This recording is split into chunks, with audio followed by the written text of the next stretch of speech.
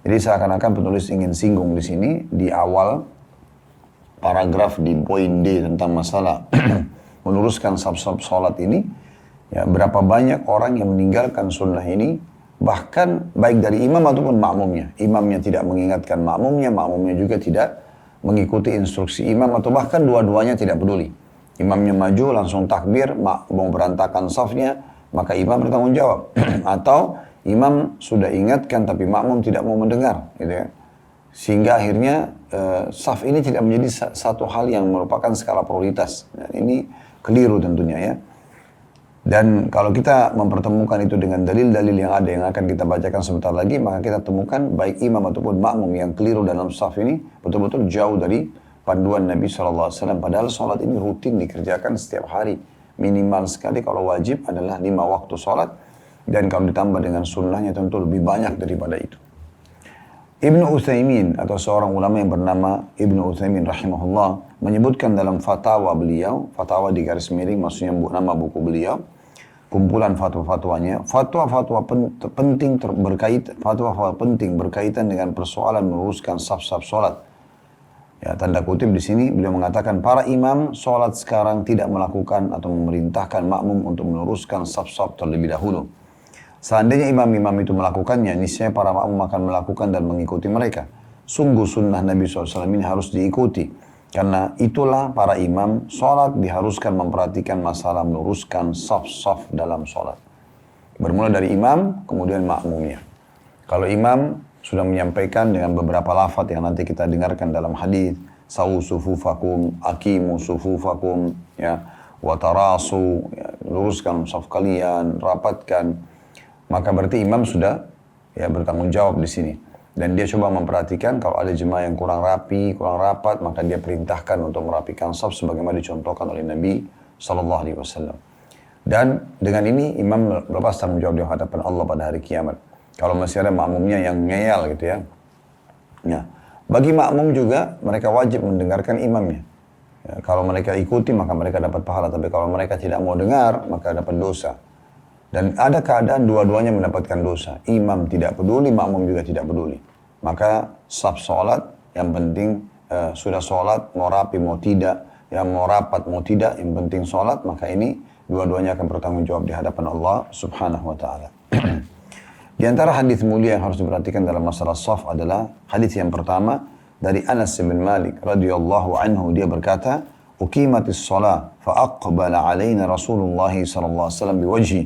فقال أقيموا صفوفكم وتراصوا فإني أراكم من وراء ظهري. Artinya ketika iqamat salat dikumandangkan, maka Rasulullah SAW menghadap ke arah kami. Kemudian beliau bersabda, luruskanlah saf-saf kalian dan rapatkanlah. Karena sungguhnya aku melihat kalian dari belakang punggungku. Diriwayatkan oleh Bukhari dan juga Muslim. Riwayat ini, saudaraku seiman, dan riwayat-riwayat yang lain, nanti kita akan bahas sampai riwayat ke-8 yang diangkat oleh penulis berhubungan dengan masalah saf ini, memberikan pelajaran kepada kita. Kalau riwayat yang pertama yaitu kedudukan Anas bin Malik radhiyallahu anhu, di mana beliau yang menyampaikan tentang kronologis kejadian ini di masa Nabi Muhammad SAW. Pelajaran yang kedua, pentingnya ada iqamah salat.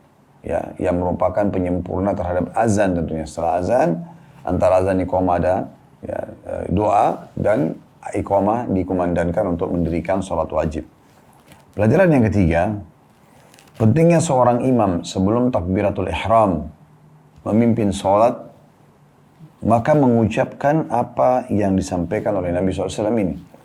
Aqimu sufufakum wa tarasu. Ya, ini disebutkan dalam bahasa Arab. Ya. Bisa juga diterjemahkan ke bahasa Indonesia. Aqimu sufufakum artinya luruskan saf-saf kalian. Watarasu rapatkan. Nah, biasa ada imam, dia suruh makmumnya lurus, tapi tidak suruh rapat. Ini juga tidak sempurna sunnahnya. Ya. Yang benar adalah kita mengatakan seperti yang Nabi ajarkan, aqimu sufufakum watarasu. Luruskan saf-saf kalian dan juga rapatkan.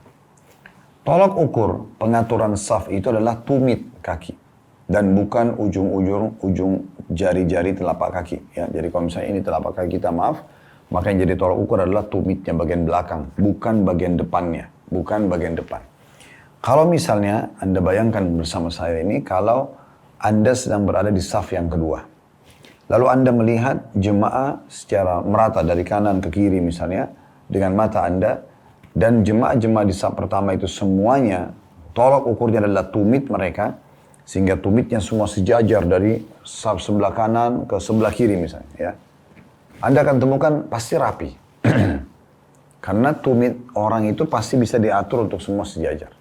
Walaupun nanti kalau kita maju ke depan, melihat dari depan, kita akan temukan mungkin ada yang telapak kaki yang lebih besar, otomatis lebih maju, kesannya lebih maju. Tapi sebenarnya tidak masalah. Karena tetap safnya rapi. Kenapa? Karena tumitnya yang jadi tolak ukur. Sebagian orang menjadikan tolak ukur adalah jari-jarinya. Sehingga kalau kita lihat dari belakang, saf itu berantakan. Karena yang punya telapak kaki lebih besar, dia akan mundur. Gitu kan? Oleh karena itu yang jadi tolak ukur adalah tumitnya yang sejajar. Ya. Berada di garis saf. Ya. Selain dirapikan, ya, kemudian juga perlu dirapatkan. Dipertemukan tumit sama tumit, ya, sehingga tidak ada celah buat syaitan. Ya. Sebagaimana mungkin akan disinggung nanti, salah satu hikmah kita menjaga saf ini, agar syaitan tidak masuk di antara saf lalu menggoda sholat. Nah itu poin penting untuk digarisbawahi. Ya. Oleh karena itu ini pelajaran ketiga, perlunya imam sebelum takbiratul ihram, bagaimana dia mengingatkan jemaahnya dan memperhatikan secara khusus. Nanti kita lihat hadis yang kedua, itu lebih detail lagi. Karena Nabi SAW bahkan merapikan dengan tangan beliau. Ya, seraya memegang pundak-pundak para sahabat yang dianggap masih perlu untuk diluruskan. Pelajaran keempat dari hadis pertama yang bisa diambil adalah mukjizat yang Allah berikan kepada Nabi Muhammad SAW. Salah satunya adalah beliau kalaupun sholat menghadap ke depan, beliau bisa melihat makmumnya di belakang. Rapi atau tidak rapi. Dan ini tentu terjadi hanya untuk Nabi SAW. Tidak semua orang. Ya. Nabi SAW sendiri yang melihat itu. Sehingga beliau tahu, oh si fulan ini tidak mau ikut instruksi tadinya. Ya, seperti itulah. Dan ini mukjizat tentunya khusus untuk beliau SAW. Sekarang kita masuk hadits kedua, teman-teman sekalian. Dan hadits kedua ini berbunyi dari Abu Mas'ud radhiyallahu anhu. Dia berkata, "Kana Rasulullah sallallahu alaihi wasallam yamsahu manakibana fi shalah wa yaqulu istaw wa la takhtalifu fatakhtalifa qulubukum." Bahwasanya kata Abu Mas'ud radhiyallahu anhu, Rasulullah sallallahu alaihi wasallam meluruskan pundak-pundak kami ketika hendak mengerjakan salat dalam kurung berjamaah. Seraya beliau bersabda, luruskan saf-saf kalian dan janganlah berbeda-beda atau tidak lurus. Sehingga hati kalian pun menjadi berbeda-beda atau berpecah belah.